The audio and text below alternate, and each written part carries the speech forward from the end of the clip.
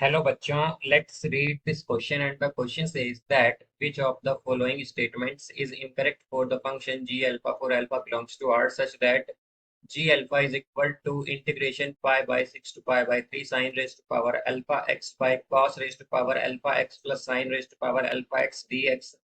Now let's see the options. Option A, g alpha is an even function. Option B, g alpha has an inflection point at alpha is equal to -1/2. Option C, G alpha is a strictly increasing function. Option D, G alpha is a strictly decreasing function. तो आइए अब इस question को यहाँ पर हम solve कर लेते हैं.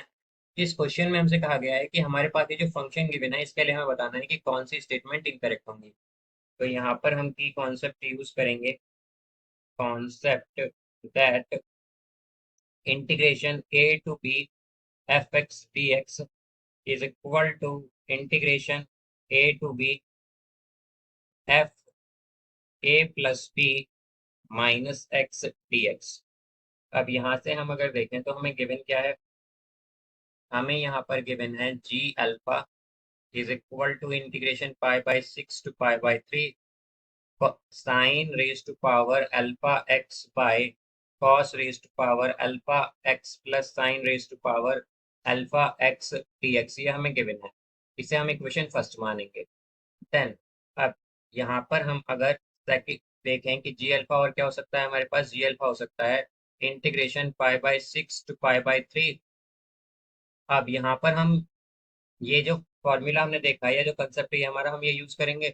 तो क्या आएगा sine raise to power alpha pi by 6 plus pi by 3 minus x divided by denominator में आएगा cos raise to power alpha pi by 6 plus pi by 3 minus X plus sine raise to power alpha pi by 6 plus pi by 3 minus x और ये dx. अब यहाँ से हम अगर देखें तो इसे सॉल्व करेंगे हम यहाँ पर. तो जी अल्फा होगा हमारे पास integration pi by 6 to pi by 3 sine raise to power alpha और ये हो जाएगा 90 यानी कि pi by 2 minus x divided by. इसी तरह डिनोमिनेटर में क्या आएगा cos raise to power alpha pi by 2 minus x और plus sine raise to power alpha pi by 2 minus x and यहाँ पर ये dx आएगा.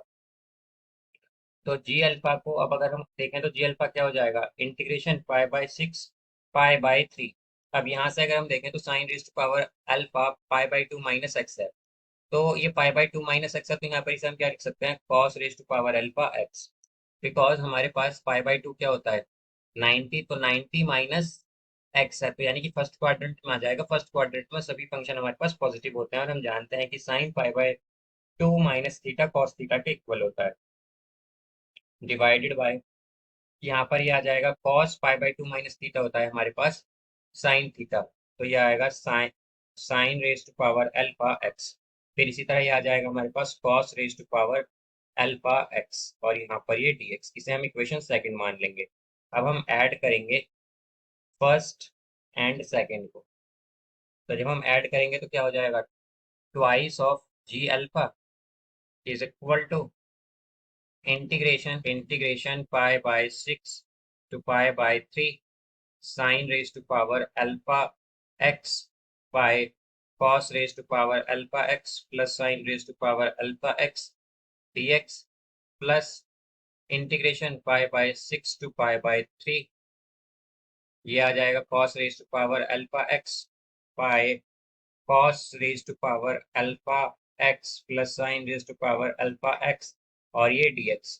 तो इसे हम क्या लिख सकते हैं यहाँ पर इसे हम लिख सकते हैं 2g alpha is equal to integration pi by 6 to pi by 3. ये हो जाएगा हमारे पास sine raise to power alpha x plus cos raise to power alpha x divided by cos raise to power alpha x plus sine raise to power alpha x क्या आ जाएगा और यहाँ पर ये dx.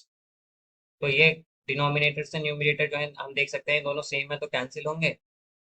तो हमारे पास क्या आया 2g अल्फा आ गया हमारे पास यहाँ से integration pi by 6 to pi by 3 dx. तो ये हो जाएगा यहाँ पर g twice of g alpha is equal to X, और इसकी लिमिट क्या होंगी, पाई/6 से पाई/3। तो इसे सॉल्व करेंगे तो ये आएगा 2g alpha is equal to pi minus pi. तो ये आएगा हमारे पास ट्वाइस ऑफ जी अल्फा ये आ जाएगा इज इक्वल टू पाई/6। तो जब हम 2 को राइट हैंड साइड ले जाएंगे तो क्या आएगा, जी अल्फा इज इक्वल टू पाई/12। तो पाई/12 क्या है, ये एक कांस्टेंट वैल्यू है जैसा कि हम जानते हैं। तो हमारे पास यहाँ पर जी अल्फा क्या आ गया, जी अल्फा एक कांस्टेंट फंक्शन आया है, कांस्टेंट फंक्शन। और अगर ये कांस्टेंट फंक्शन है तो हम जानते हैं कि हमारे पास जो कांस्टेंट फंक्शन होता है वो क्या होता है, वो कॉन्टिन्यूअस होता है।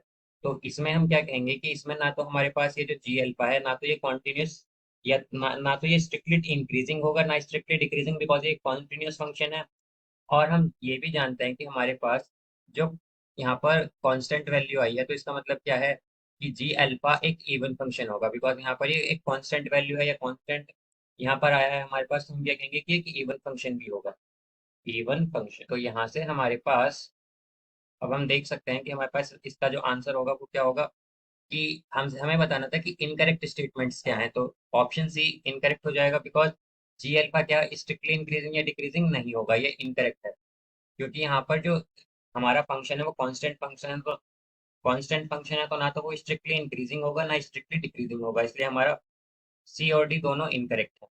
अब जैसा कि हम जानते हैं कि ये कांस्टेंट फंक्शन है, यानी कि ये कॉन्टिन्यूस भी होगा।